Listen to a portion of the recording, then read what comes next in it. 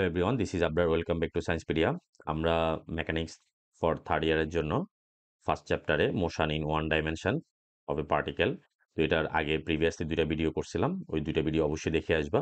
এই জায়গায় আমরা একটু ডিসকাশন কম করব, জাস্ট প্রবলেমটা সলভ করব। ভেরি ইম্পর্টেন্ট প্রবলেম, অ্যানিমেছে অনেকবার আসছে আমার কাছে পুরোনো বই, সেই জন্য আমি আসলে ইয়ারগুলা দিতে পারতেছি না।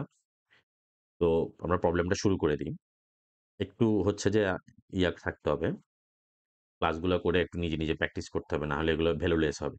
তো এই পার্টিকেল, শুরু করি। A particle moves in a straight line, আগের মতো এও উইথ এন অ্যাক্সিলারেশন। তাহলে কার সাপেক্ষে যাবে? মোশনটা অ্যাক্সিলারেশনের সাপেক্ষে ডিফাইন্ড হবে। Which is always directed toward O, কার দিকে? ও এর দিকে, মানে একটা নির্দিষ্ট ফিক্স পয়েন্টের দিকে। এবং যে এই যে অ্যাক্সিলারেশনটা ভেরি করবে, varies inversely as the square of its distance. তাহলে ডিস্টেন্স যদি এক্স হয়, তার ইনভার্সলি হবে যে 1/x², এই হিসেবে যাবে। From O if initially the particle were at a rest at A, তার মানে আগের মতো সে এতে স্থির অবস্থা ছিল। Find the motion and periodic time, তো মোশনের ইকুয়েশনটা বের করব এবং পিরিয়ডিক টাইম বের করব। তো আমরা ফিগার ড্র করতে পারি। একটা পয়েন্ট, ফিক্সড পয়েন্ট এ তে object particle in a rest মোশনে ছিল। তো সেটা একটা টুয়ার্ড টু একটা ফিক্সড পয়েন্ট ও এর দিকে যাচ্ছিল। ঠিক আছে, এই সময় তার ডিস্টেন্স ধরে নিলাম যে হচ্ছে যে এ ডিস্টেন্স ছিল। আর এখানের মধ্যে আছে আরেকটু আমরা বাড়াই, এটা পরে বাড়ালেও হয়তো এ প্রাইম, ওকে ওভারটেক করে সে এ প্রাইমে আসছে। তো আমরা এর মধ্যে থেকে একটা ছোট ডিস্টেন্স হচ্ছে যে এক্স ধরে নিই। এক্স লেটটা আমরা প্রবলেম শুরু করে দিই, আর কিছু নাই, এটা সেম প্রবলেম আমরা ডিসকাসও করছি আগে।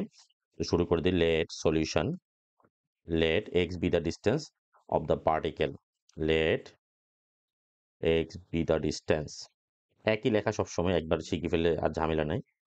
x be the distance of of OP of the particle at any time t, ঠিক আছে। অ্যাকর্ডিং টু কোশ্চেন লিখে দিলে হয়ে যাবে। অ্যাকর্ডিং টু কোশ্চেন, তাহলে কোশ্চেন অনুসারে অ্যাক্সিলারেশনটা কার ভেরিস হবে? 1/x², ইনভার্স, তাহলে d²x dt² ইনভার্স, তাহলে টুয়ার্ড না, যে মাইনাস মিউ একসাথে ধরলে হবে 1/x²। তো কেন্দ্রমুখী বলের জন্য, যেহেতু কেন্দ্রমুখী বল, ডিস্টেন্স আস্তে আস্তে ডিক্রিজ হতে থাকবে, সেজন্য নেগেটিভ। আমরা একটা ইনভার্স প্রপোর্শনাল কনস্ট্যান্ট আনি। প্রপোর্শনাল কনস্ট্যান্ট হচ্ছে যে d²x dt² equal to minus mu by x², একসাথে লিখে ফেললাম, where mu is the proportional constant. আর নেগেটিভ সাইন হচ্ছে যে কেন্দ্রমুখী বল, যার জন্য হচ্ছে নেগেটিভ সাইন, মানে ডিস্টেন্স কমতে থাকবে। আমরা ফার্স্ট ভিডিওতে এই জিনিসগুলো ডিসকাস করছি। তো এটাকে আমরা এখন আগের মতো বোথ সাইডে 2dx dt দ্বারা মাল্টিপ্লাই করব।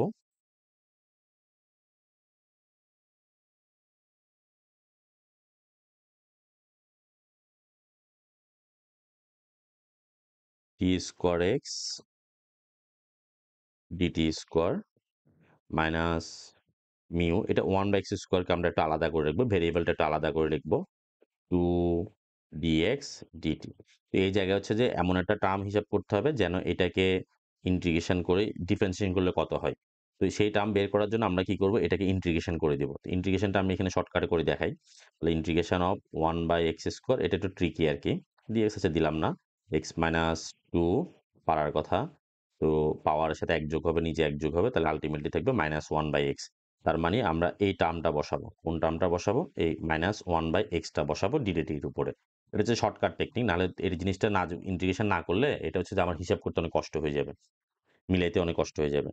এটাকে কি লেখা যায়? Ddt of dx dt whole square minus 2 mu ddt of -1/x, minus minus একবারে ক্যান্সেল করে দিতে পারি, মাইনাস মাইনাস বাদ গেল। আচ্ছা, পরের লাইনে করি, আমরা একটা লাইন করি আসলে। আমরা যেহেতু সবার জন্য ক্লাসটা, তো কেউ হয়তো মিস্টেক করতে পারে, কেউ হয়তো না বুঝতে পারে, সেই জন্য প্রত্যেকটা লাইন আমার আসলে ইচ্ছা করে পরের লাইনটা একদম শেষ লাইনটা লিখে ফেলতে। আমি এত ধৈর্যশীল মানুষ না, আমি এক্সাম হলে খুবই শর্টকাট করি, একদম শর্টকাট করতে গিয়ে ভুল করে দিই, ভুল করে এরপরে নাম্বার ডাবল জিরো পাইতাম। 2 মিউ ডিডিটি অফ 1/x। আচ্ছা, তো এখানে এখন আমরা আমাদের ইয়া কি, আমাদের ইয়ে হচ্ছে যে টি, তাহলে টি এর সাপেক্ষে যদি সমাকলন করি তাহলে এই ডিডিটি ব্যানিশ হয়ে যাবে। উভয়পক্ষে integrating both side with respect to t, বা এটা লাগবে না, কিছু লেখাই লাগবে না, ইন্টিগ্রেটিং লিখে দিলে হবে ddt, sorry, dx dt whole square, মানে এই এটা ব্যানিশ হয়ে যাবে। ডিডিটি এটা ডিফারেন্সিয়েশন ব্যানিশ হয়, কারণ ইন্টিগ্রেশনটা হচ্ছে যে differentiation inverse process. Whole square to, sorry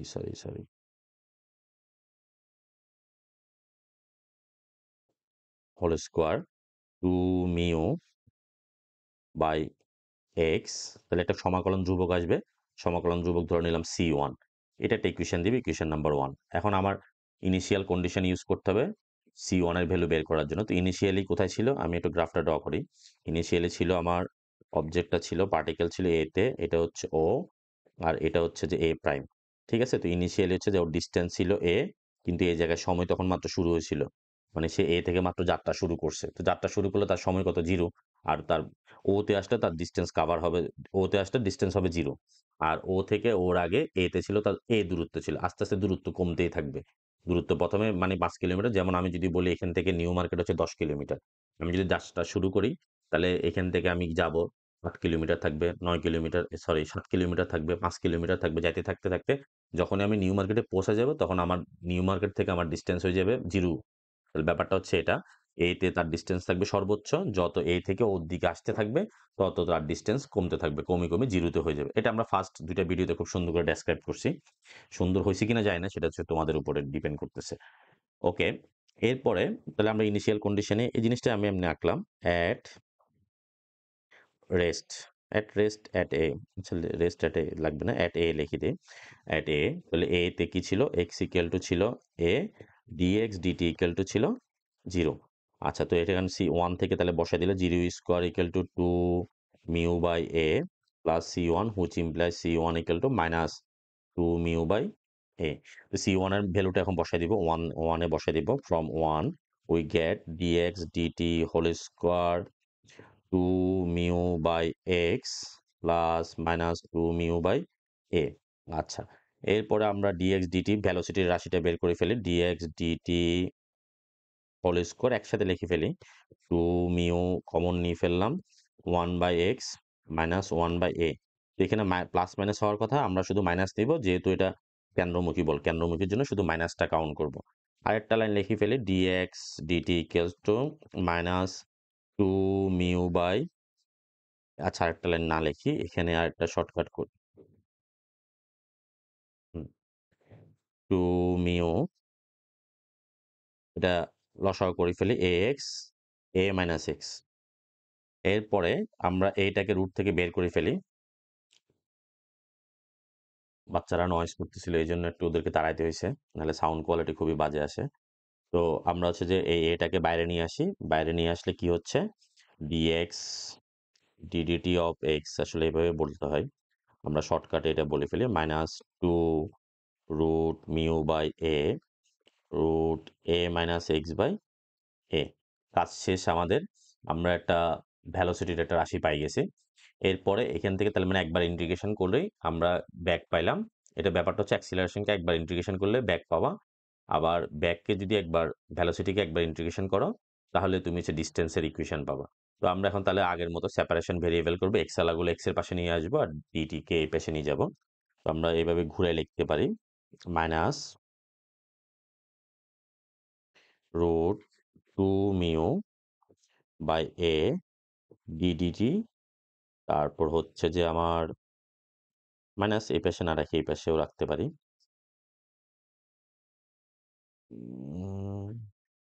আচ্ছা, এটাকে আমরা উল্টাই করি, এভাবে না এভাবে করি, এভাবে করলে আর সুন্দর হবে, জিনিসটাকে উল্টাই দিই, বইয়ের সাথে ম্যাচ করানোর জন্য আসলে আমি উল্টাইছি। তাহলে এটা 1 বাই হয়ে গেলে এটা যখন এই পাশে চলে আসবে তাহলে এটা উল্টে যাবে, এ যাবে গা উপরে, ওটা আসবে নিচে। এগুলো জাস্ট অ্যালজাব্রিক কাজ, এগুলো আর কোনো কিছু না, মেইন কনসেপ্টটা বোঝাটা হচ্ছে ইম্পর্টেন্ট।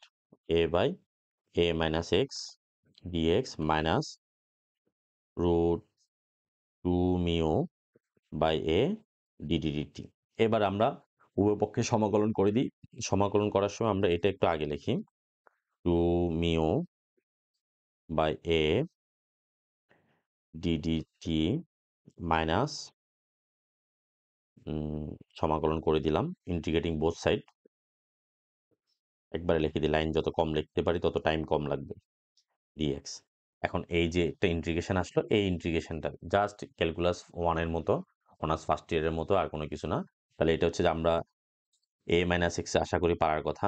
তাহলে এখানে এমনভাবে ধরতে হবে যেন সাইন যদি a মাইনাস থিটা থাকে, a মাইনাস এক্স বা a স্কোয়ার মাইনাস যদি থাকে, আমার যদি কি থাকে মাইনাস থাকে, তাহলে সাইন অথবা কস ধরবা। সাইন অথবা কস ধরলে ইজি হয়ে যাবে। আর প্লাস থাকলে স্যাক অথবা ট্যান ধরবা, মানে যেটার জন্য ফর্মুলা হয় আর কি। তো আমরা ধরি ফেললাম যে এক্স ইকুয়াল টু হচ্ছে যে ধরলাম, ধরি যে লেট এক্স ইকুয়াল টু কি ধরলে এখানে ফর্মুলা আসবে, এ 1 মাইনাস সাইন স্কোয়ার থিটা আসবে। তাহলে আমরা কস ধরতে পারি অথবা সাইনও ধরতে পারি, সাইন ধরলেও হবে, তোমার ইচ্ছা। তুমি বাসায়, আমি বইয়ের মতো রাখতেছি যেন বইয়ের সাথে বইয়ে আটকায় গেলে এটা যেন ম্যাচ করতে পারো। তো আমরা এই জন্য কস থিটা ধরলাম, কস স্কোয়ার থিটাটা মাইনাস বেশি আসবে, ওটা পরে আবার ক্যান্সেল হয়ে যাবে।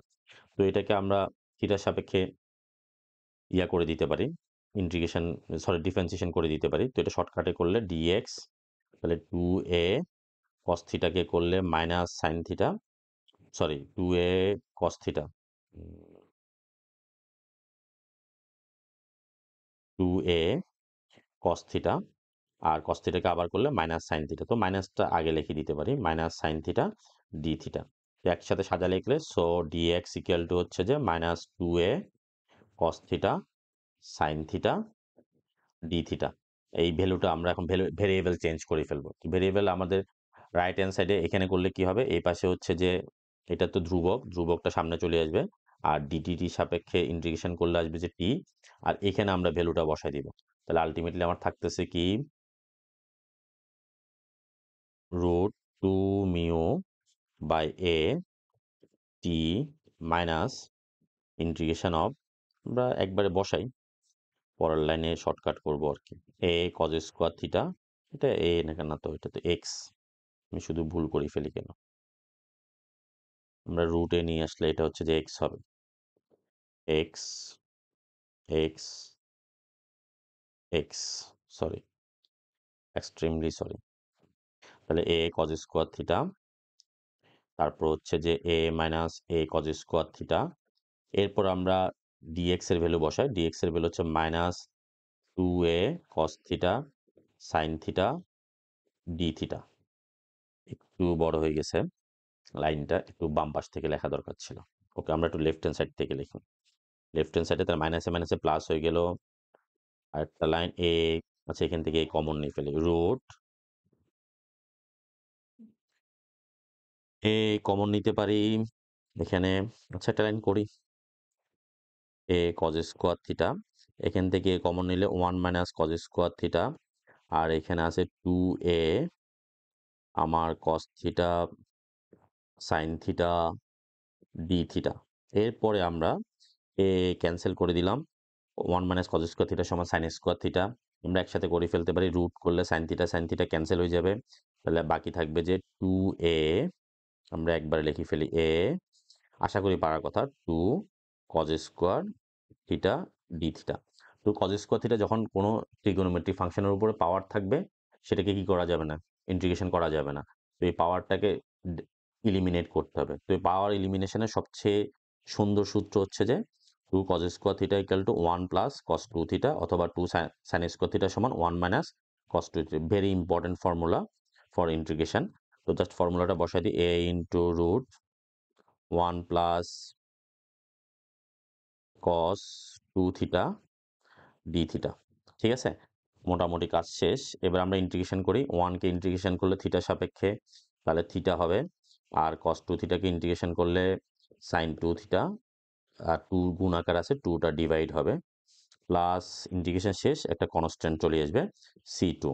আচ্ছা, এরপরে আমরা এখানে ছিল আমার কি ছিল বাম পাশে, রুট 2 মিউ বাই এ টি, তাহলে টি ইকুয়াল টু কি লিখতে পারি, টি ইকুয়াল টু লিখতে পারি, এটা আগে লিখে দেওয়া দরকার ছিল, পরে লিখছি, C2টা চেঞ্জ হয়ে যাবে তাহলে।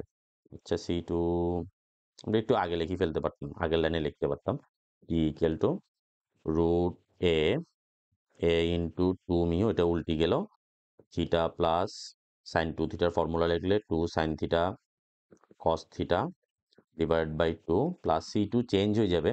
আচ্ছা, চেঞ্জ না করলে সমস্যা নাই। আমরা যদি এটাকে আগে লিখে ফেলতাম তাহলে একটা সুবিধা হইতো আরকি। আমরা মাথায় আসে নাই, পরে লিখে ফেলছি। এটা কিন্তু এখানে গুণ আকারে, আবার রুটের মনে করিও না। ঠিক আছে? আমাদের কাজ মোটামুটি শেষ। এটা হচ্ছে ইকুয়েশন। আচ্ছা, থিটা তো হচ্ছে যে আমরা ধরে নিছি। তাহলে থিটার ভ্যালুটা এখন কি করতে হবে? ইনপুট দিয়ে দিতে হবে। তাহলে আমাদের ছিলটা কি? আমরা ধরে নিছিলাম যে x ইকুয়াল টু, আমি একটু লিখি এখানে। আমরা x ইকুয়াল টু ধরছিলাম a cos স্কয়ার থিটা। তো এখান থেকে আমরা থিটার ভ্যালু যদি বের করতে চাই, তাহলে থিটার ভ্যালু ইকুয়াল টু হবে কি? cos square theta equal to x by a cos theta equal to হচ্ছে যে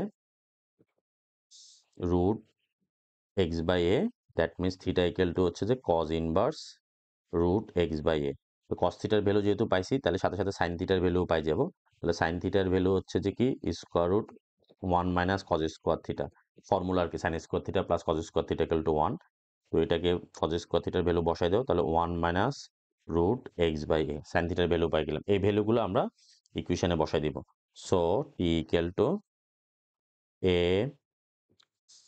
root a by root 2 mu, theta হচ্ছে cos inverse x by root x by a plus sine theta equal to cos থিটার value আগে বসাই। cos থিটার value হচ্ছে root x by a, sine থিটার value হচ্ছে 1 minus x by a plus C2। এবার আমার C2 এর ভ্যালু লাগবে।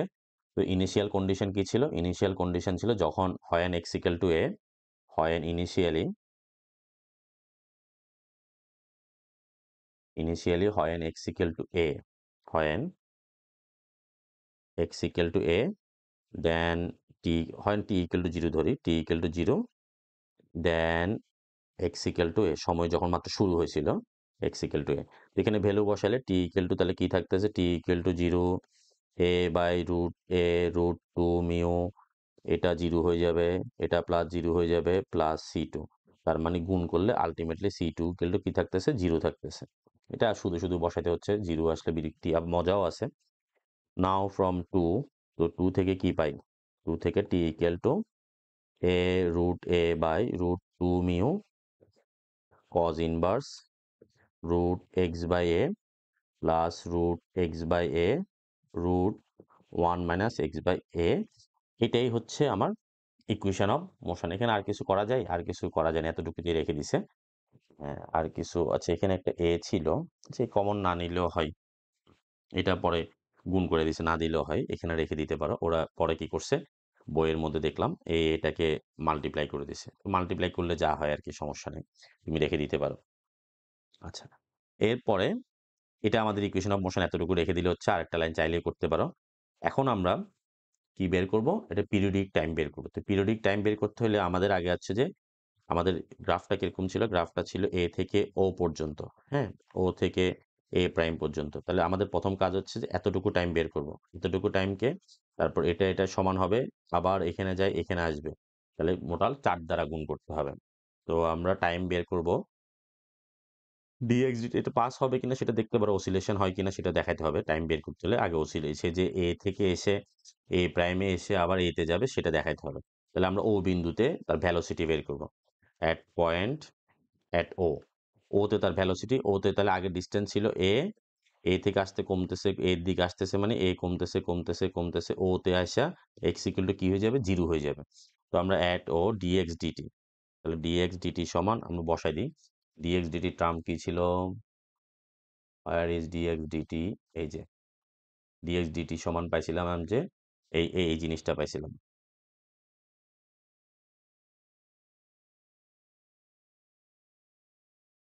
এই টার্মটা পাইছিলাম। তো এই ভ্যালুটা আমরা এক্স ইকুয়াল টু যদি কি বসাই দিই এখানে, যদি এই ডিএক্স ডিটি দেখা যায় কিনা যায় না, এটা হচ্ছে আমার ডিএক্স ডিটি।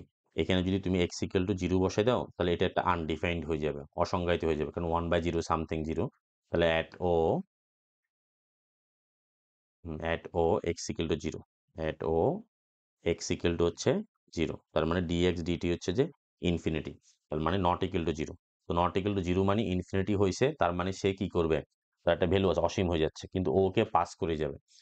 তার মানে যদি 0 না হয়, তার মানে ওকে পাস করে যাবে এবং অল্টার ইটস অ্যাক্সিলারেশন, এবং অ্যাক্সিলারেশন চেঞ্জ হয়ে যাবে। তাহলে প্রথম দিকে অ্যাক্সিলারেশন বাড়তেছে বাড়তেছে, পজিটিভ ছিল, ওতে আসছে, ওতে আসার পরে ভ্যালোসিটি 0 হয় না। তার মানে অ্যাক্সিলারেশন এবার ওদিকে যাবে, এবার অ্যাক্সিলারেশন আবার মানে উল্টা এবার এইদিকে আসা শুরু করবে। তাহলে কোনো কিছু যখনই ইকুইলিব্রিয়াম পয়েন্টকে পাস করবে, তখনই তার ডিরেকশন তো সে ডিরেকশন তো সবসময় কার দিকে ছিল? ওর দিকে। তাহলে ১ম দিকে সে এখান থেকে যদি আমি হিসাব করি, আমি একটু দেখাই।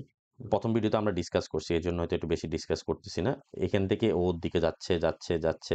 এরপরে ওকে পাস করে এখানে আসছে, এই জায়গায় আসছে। এই জায়গায় আসলে তখন তার আবার সেন্টার সে তো টুওয়ার্ড ওর দিকে থাকবে। তো টুওয়ার্ড ওর দিকে মানে তার মানে অ্যাক্সিলারেশনটা অল্টার হয়ে গেছে। অ্যাক্সিলারেশন দিক চেঞ্জ করছে। অ্যাক্সিলারেশন দিক চেঞ্জ করলে কি হবে? পজিটিভ অ্যাক্সিলারেশন ছিল। এরপরে মানে একটা বস্তুকে আমি ওইভাবে বুঝতে সবচেয়ে সুবিধা, একটা বস্তুকে তুমি উপরের দিকে নিক্ষেপ করলে যাইতে 0 হয়ে গেছে, 0 হয়েছে তার সাথে এখানে যখন ভ্যালোসিটি 0 হয়ে গেল, এরপরে সে আবার পড়া শুরু করলো। তখনই তার কি হয়ে গেল? অভিকর্ষজ ত্বরণটা আবার উল্টা বাড়তে থাকবে। তো কখনোই যদি তার ডিরেকশন চেঞ্জ করে, তখন এবার আবার ডিক্রিজ হতে থাকবে। ইনক্রিজ হতে থাক ডিক্রিজ হতে থাকলো, উপরের দিকে ওঠার এরপর আবার নামার সময় তার অ্যাক্সিলারেশন ইনক্রিজ হতে থাকলো। ব্যাপারটা হচ্ছে এরকম। তার মানে সে A টু A প্রাইমের মধ্যে একটা অসিলেশন হবে। তো আগের কথাটায় বইয়ের কথাটা লিখবা। আমরা এখন টাইম ইন্টারভ্যাল বের করব। ও তে আসতে তার টাইম কত লাগে? তাহলে টি এর ইকুয়েশনটা কি ছিল? আমার রিকোয়ার্ড টাইম লিখতে পারো। রিকোয়ার্ড টাইম নিজের ভাষা লিখলে হবে। ফর অ্যারাইভিং অ্যাট ও। তাহলে অ্যাট ও হচ্ছে যে টি ইকুয়াল টু, আমার ইকুয়েশনটা ছিল কি?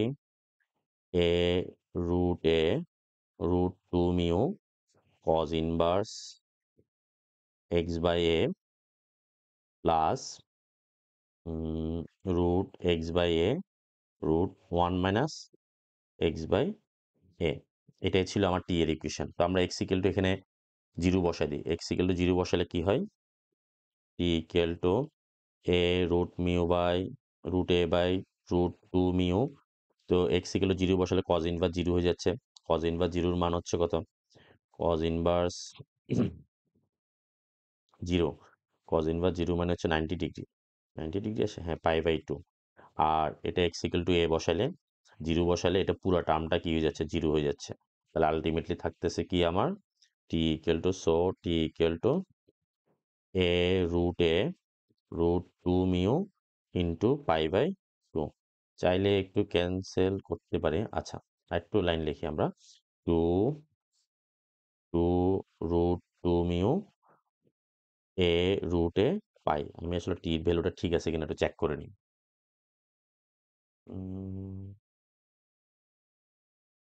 এ পাই বাই 2, হ্যাঁ, ঠিক আছে। আচ্ছা, কোনো সমস্যা নাই। তাহলে এখন এটা একটা টোটাল অসিলেশন, টি এর ভ্যালু পাই গেলাম। তাহলে মোট পিরিয়ডিক টাইম হবে, এটা কত দ্বারা মাল্টিপ্লাই করতে হবে? 4 দ্বারা মাল্টিপ্লাই করতে। So periodic time